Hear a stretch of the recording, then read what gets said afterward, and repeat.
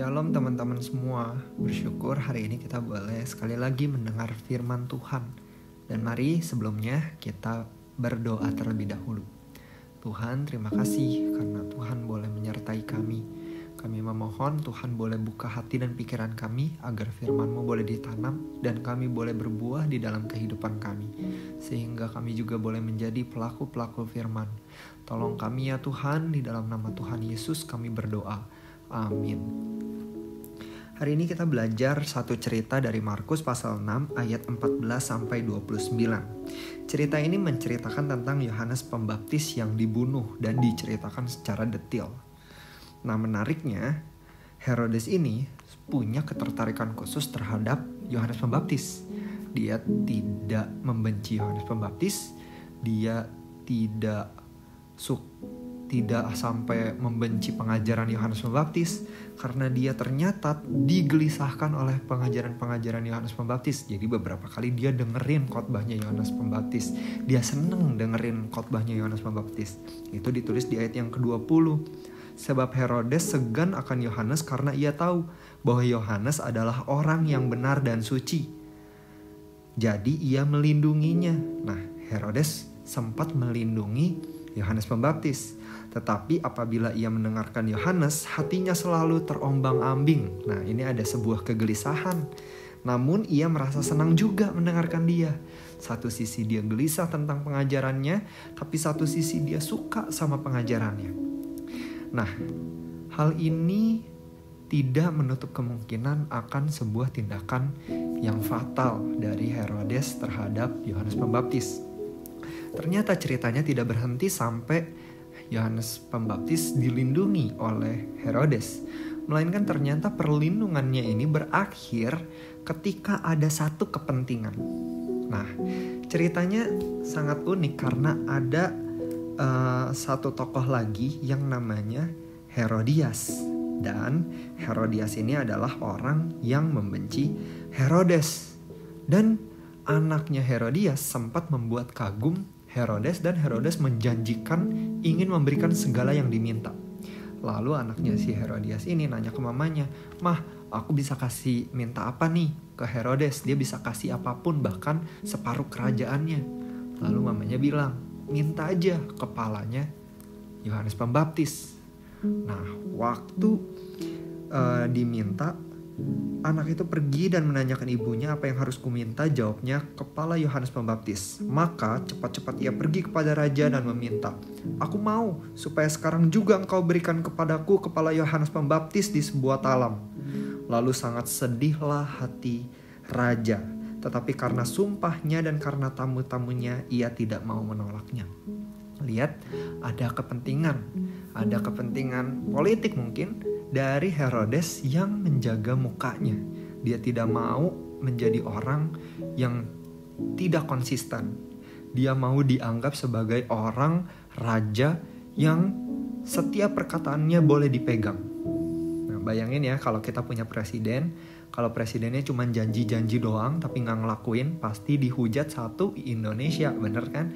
Nah, sekarang supaya gak dihujat, akhirnya Herodes memilih untuk membunuh Yohanes Pembaptis.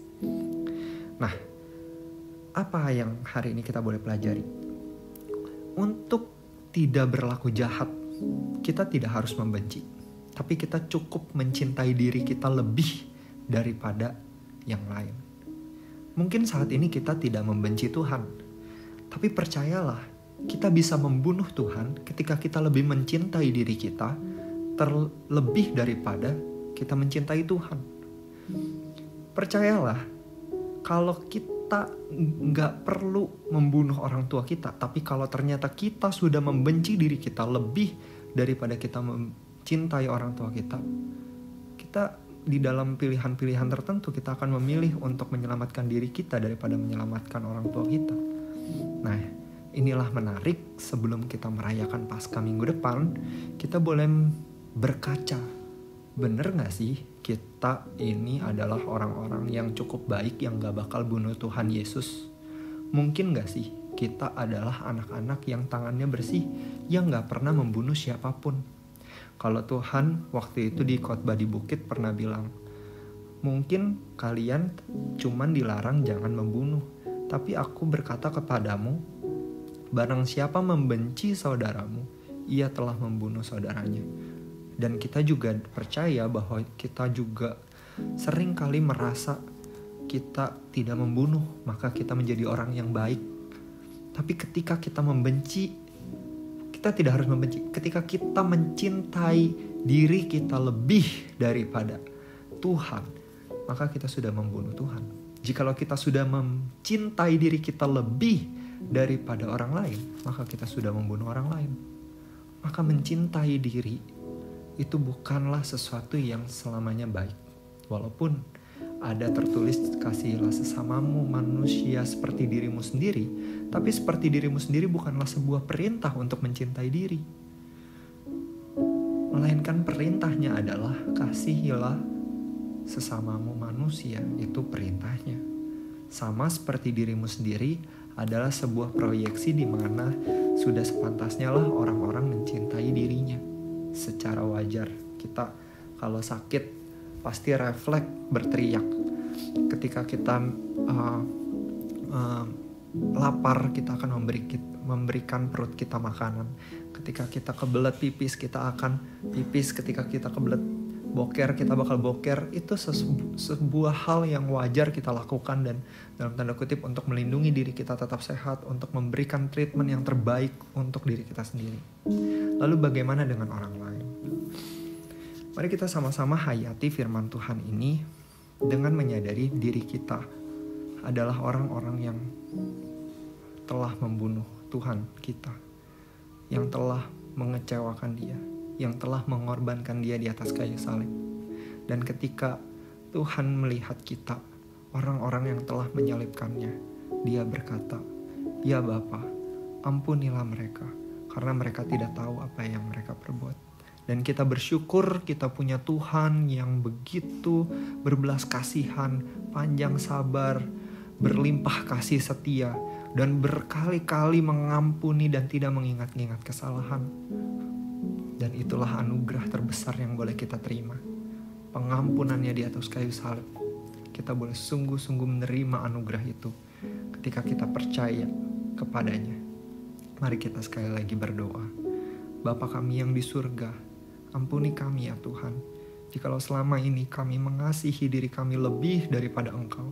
Jikalau kami selama ini mengasihi diri kami lebih daripada saudara-saudara kami. Bahkan kami seringkali memanjakan diri kami dengan melakukan dosa. Memanjakan diri kami dengan mencari apa yang kami senangi. Apa yang hati kami ingini. Dan itu semua yang menjadi fokus hidup kami saat ini. Ampuni kami ya Tuhan. Kiranya kami boleh melihat apa yang Engkau senangi, apa yang Engkau ingini. Biar itu yang boleh kami kejar. Karena kami mau mengasihi-Mu, karena kami mau memuliakan-Mu di dalam hidup kami. Tolong kami anak-anak muda ya Tuhan. Sulit bagi kami untuk boleh bertahan di tengah zaman yang terus mengajarkan kami untuk mencintai diri kami. Tapi kami mau Tuhan, Engkau didik kami dengan Roh Kudus yang ada di dalam diri kami. Engkau yang boleh pimpin langkah hidup kami ya Tuhan. Ampuni kami di dalam nama Tuhan Yesus Kristus yang mati dan bangkit. Kami berdoa. Amin.